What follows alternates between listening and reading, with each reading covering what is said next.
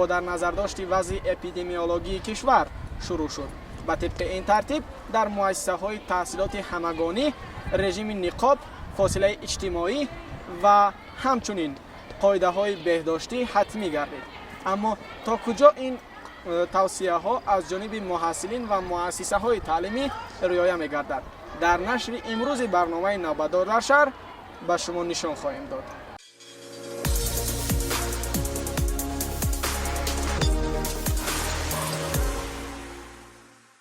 در هر کجای دیگر ممکن، اما در صحن مؤسسه‌های تحصیلات همگانی کشور از پاندمی و فاصله اجتماعی تقریبا درک نیست.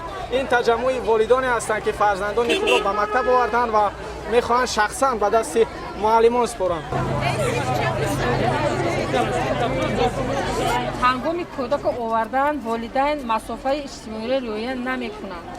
احتراماً خواهش می‌کنیم که مسافه اجتماعی را رعایت کنند، فرزندان خودشون را با نقاب یک کراته تامین کنند و درباره پوشیدن آن همیشه گپ زنند.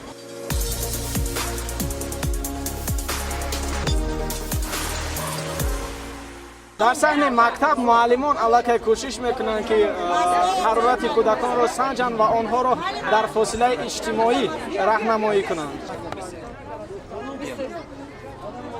صحن داخل مکتب است و این هم خط‌هایی که خوانندگان باید محض در همین فاصله حرکت کنند. حدود این خط‌ها 1.5 متر است و اما تا جای دیده می شود متاسفانه نه همه خوانندگان این فاصله را رعایت میکنند.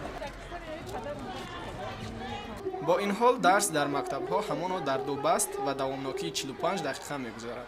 در صحن مکتب با بچه‌ها قاعده‌های بهداشتی را یادرس می‌کنند. یک نفری مسافه بین همدیگر را رعایت کردن.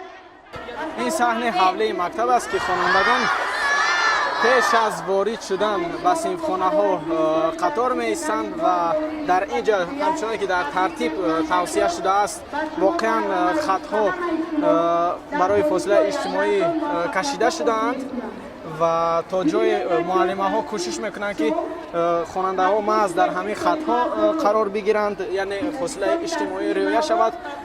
اما چون که دیده می شود صحن نه همه مکتب‌ها به این اندازه وسیع است. حتی همین مکتبی که ما در آن قرار داریم حوله این مکتب برای رعایت فاصله اجتماعی در همین اندازه کمی میکنند. در دالان مکتب‌ها برای رعایت مسافه خط‌های افقی کشیدند. این هم یکی از طلبات ترتیب تحصیلی امسال است. کودکان باید در مسافه 1.5 متر از همدیگر گشت و گذار کنند و قطعاً به سمت‌های معین شده گذرند. بیش از این خوانندگان در صنفخانه باید از همدیگر در مسافه نه کم از 1 متر بشینند. اما این طلبات را مؤسسه‌ها تا جایی به نظر می‌رسد توان اجرا کردن ندارند. سلام بچه‌ها.